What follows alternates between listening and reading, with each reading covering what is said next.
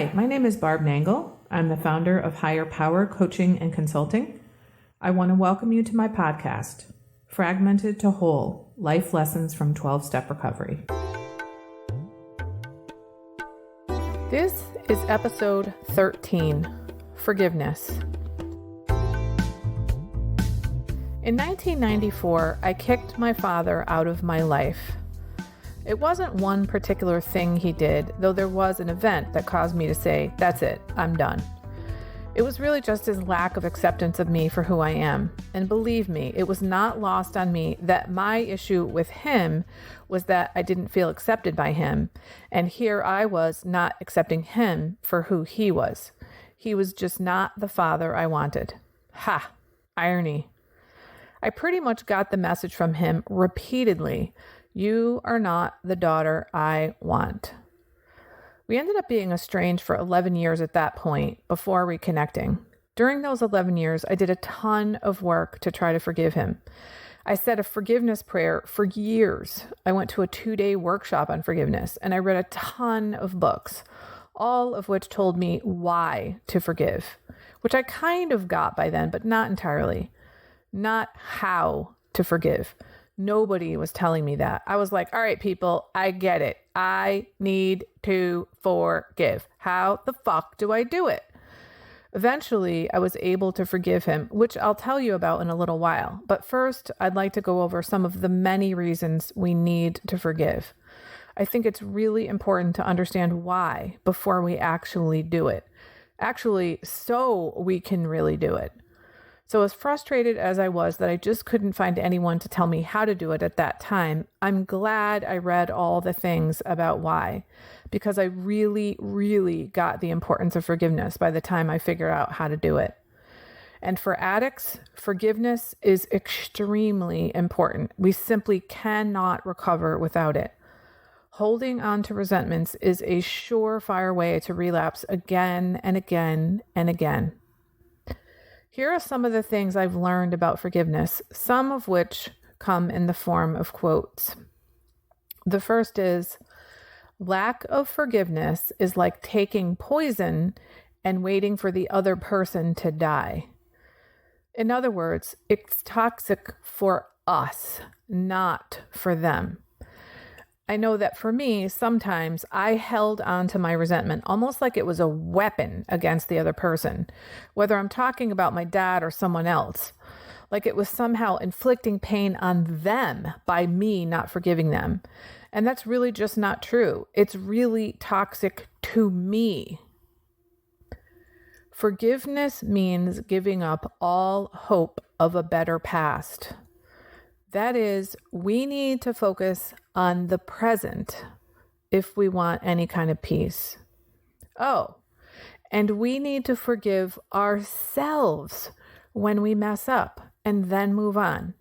Think of it like this. If you were walking down a set of stairs and you slipped, you'd get up and continue down the stairs. You'd never give up and throw yourself down the rest of the stairs. So forgive yourself when you make a mistake. Remember, you are flawsome. That means you're awesome in your flawedness and you're flawed in your awesomeness. Being flawed does not take away from your awesomeness. We are all flawed as humans. Forgiveness does not mean that what the person did was okay. I think I somehow thought that was the case before I did all this reading that I was doing. It does not mean you have to forget what they did. I think I also believed that at one point. It simply means you are untethering from it. You are letting go and not carrying the incident, episode, pattern, or relationship with you.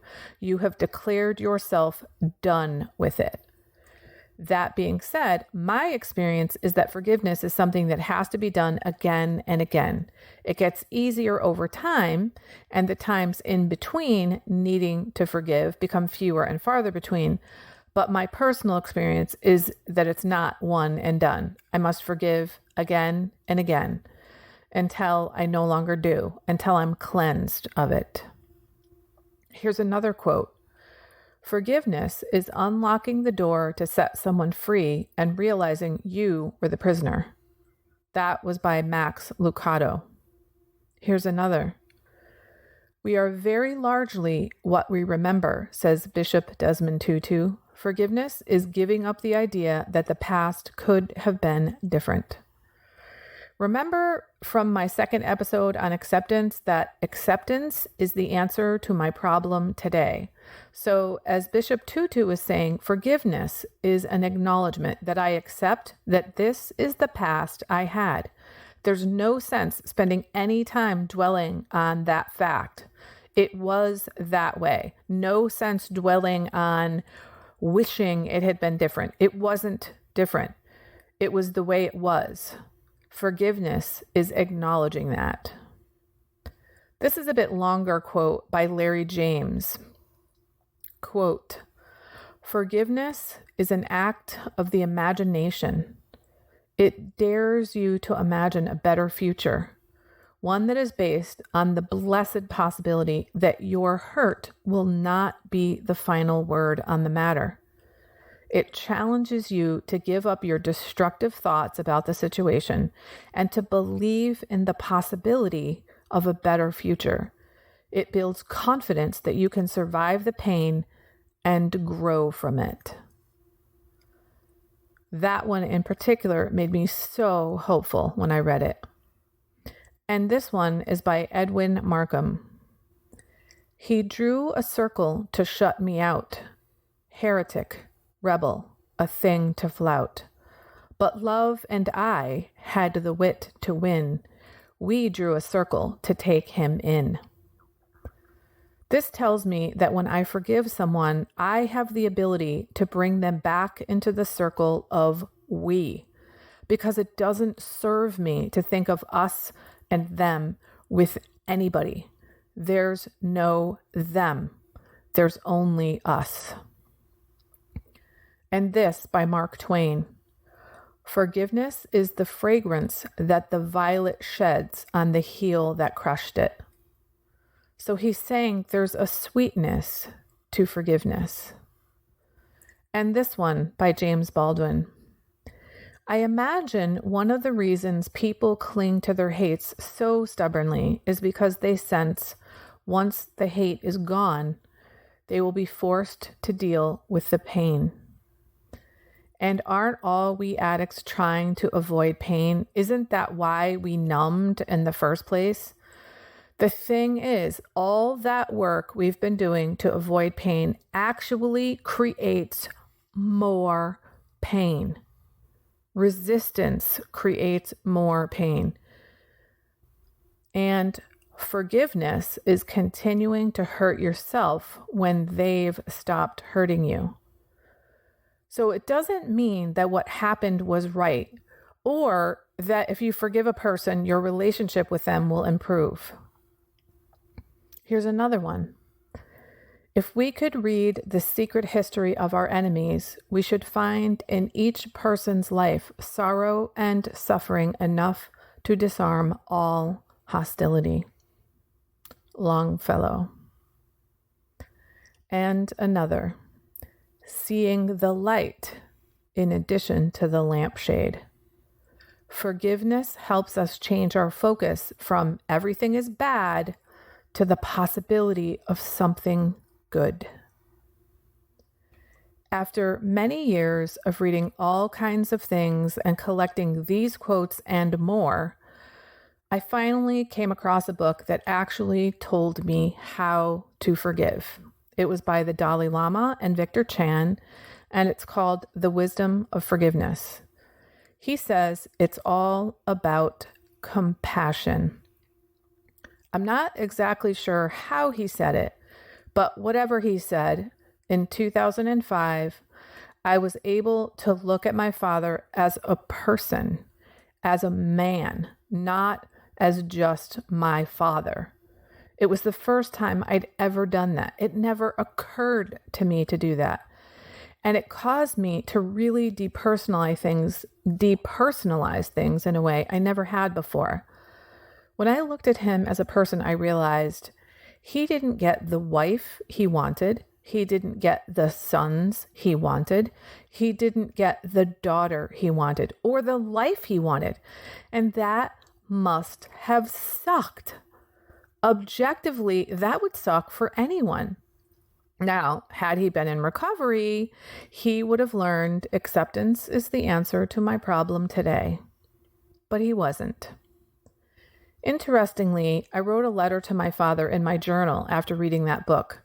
And the letter I ended up mailing him was almost word for word what I'd written in my journal. There were only a couple of word changes in the letter I sent. It just came out of me, everything I wanted to say. So we rekindled our relationship, but it was still always strained though. I could never quite figure out how to relate to him. But I didn't continue to hold on to the resentment and the animosity and this really heavy, clinging, dominating my life way that I did before all that work. The situation did not get all tied up in a neat bow, though. He died last year, and we were estranged again, and had been for the last couple of years before he died. I simply could not tolerate his dysfunctional behavior, and I just sort of let him go. I have no qualms about having been estranged from him when he died. I wasn't sure if I'd ever speak to him again when I decided to stop contact, and I wasn't sure how I'd feel if he died while we were estranged. Honestly, I felt a sense of relief when he died, and I had the realization that I could love him now, that it was safe to love him now, to be vulnerable now that he's on the other side. All that was propelled along by my recovery and the forgiveness process, which I started long before recovery. And my recovery actually gave me way more compassion than I ever had before for him, even having gone through this process of forgiveness. Remember that the key ingredient to forgiveness is compassion. There is no one who is entirely evil. No one.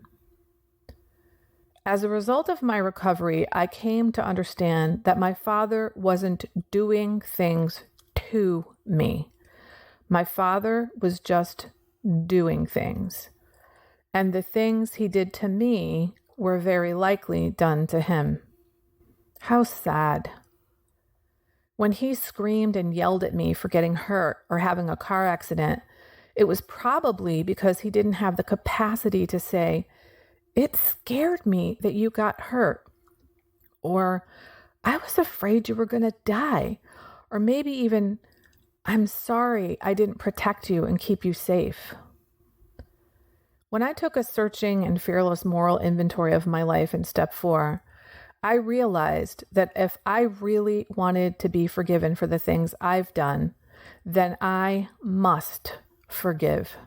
Specifically, I must forgive him. For we committed the same transgressions. Even if you didn't commit the same transgressions as the person or people you feel you cannot forgive, know that this is how the universe works. If you want to be forgiven for anything, then you must forgive others. And you must forgive yourself. As the character of God in the movie Bruce Almighty says, no matter how dirty something gets, you can always clean it. You can always begin again in love. And often that starts with forgiveness. That's it for today. Namaste.